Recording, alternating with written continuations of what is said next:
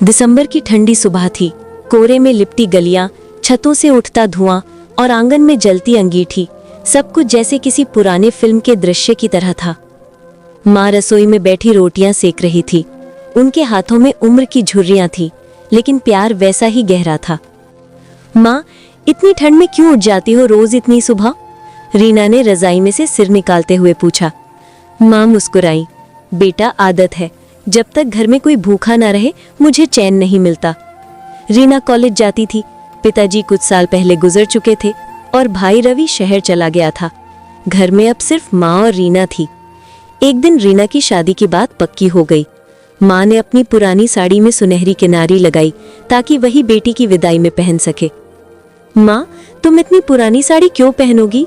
रीना ने प्यार से पूछा। माँ ने मुस्कुराते हुए कहा, बेटा, इस साड़ी में तुम्हारे बचपन की खुशबू है।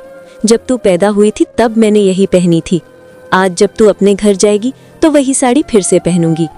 रीना ने माँ को गले लगाया। उसकी आंखें भीग गई। शादी के अगले दिन सुबह विदाई से पहले माँ रसोई में चली गई। सब लोग बाहर हंसी मजाक में व्यस्त थे, लेकिन माँ चुपचाप तवा गरम कर रही थी। रीना ने आकर पूछा, माँ, अब क्यों रोटियां बना रही हो? केटरिंग वाले तो सब कुछ लेकर आए हैं। माँ बोली, बेटा, ये तेरे लिए है। तेरे लिए आखिरी बार मैं रोटी बना रही हूँ। इसके बाद तो तू अपने घर की होगी।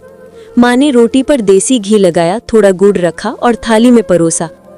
रीना ने एक निवाला लिया और आंसू छलक पड़े। माँ, ये स्वाद फिर कभी नहीं मिलेगा। माँ बोली, बेटा, जब कभी मन उदास हो रोटी में गुड़ रखकर खा लेना। मेरा प्यार उसी में मिलेगा। साल बीत गए। रीना अब 2 बच्चों की माँ थी। एक दिन उसे माँ की खबर मिली, माँ बहुत बीमार हैं। वो भागी भागी गांव पहुंची।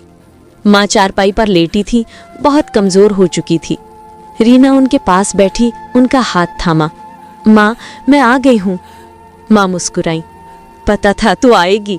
आज तू रोटी नहीं खाएगी, मैं तेरे लिए बना रही हूँ। रीना की आंखें भर आईं। माँ, अब तुम आराम करो, मैं बना लूंगी।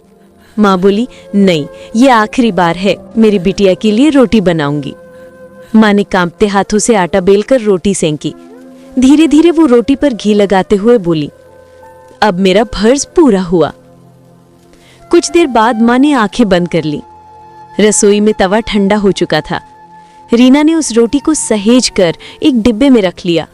जब भी उसे जीवन में थकान या उदासी महसूस होती, वो वही डिब्बा खोल लेती। उससे वही खुशबू आती, माँ के हाथों की, माँ के प्यार की, माँ के संस्कारों की। माँ के हाथों की आखिरी रोटी सिर्फ आटे की नहीं थी, वो माँ के जीवन का सबसे मीठा आशीर्वाद थी। वही सुबह, लेकिन अब रीना माँ थी। 20 साल बीत चुके थे। रीना अब दिल्ली के एक फ्लैट में रहती थी, पति बेटा अर्णव और बेटी परी के साथ। जीवन व्यस्त था। नौकरी, स्कूल और भागदौड़ के बीच माँ की यादें धीरे धीरे किसी कोने में दब गई थी। पर हर सुबह जब वो रसोई में तवा गरम करती, उसे माँ के हाथों की महक महसूस होती। घी की खुशबू के साथ माँ की आवाज गूंजती, बेटा, जब दिल थक जाए रोटी में गुड़ रखकर खा लेना। रात को रीना अलमारी से वही पुराना डिब्बा निकाल लाई, जिसमें अब भी सूखी लेकिन संरक्षित वो रोटी रखी थी। माँ के हाथों की आखिरी रोटी। उसने डिब्बा परी को दिया। ये अब तेरे पास रहेगी। इसमें सिर्फ रोटी नहीं, हमारी 3 पीढ़ियों का प्यार है। परी ने सावधानी से उसे थामा। माँ, मैं इसे हमेशा संभाल कर रखूंगी। रीना ने मुस्कुराते हुए कहा, और जब तू माँ बनेगी तो अपनी बेटी को बताना, माँ के हाथ की रोटी में स्वाद नहीं, आशीर्वाद होता है। सालों बाद जब परी की शादी हुई, विदाई से पहले उसने भी वही किया। रसोई में जाकर अपनी माँ के लिए एक रोटी बनाई, उस पर घी लगाया, थोड़ा गुड़ रखा और कहा, माँ, ये मेरी पहली रोटी है आपके लिए। रीना की आंखों से आंसू बह निकले। माँ और बेटी दोनों मुस्कुरा रही थीं और उस रोटी में 3 पीढ़ियों का प्यार समा गया था।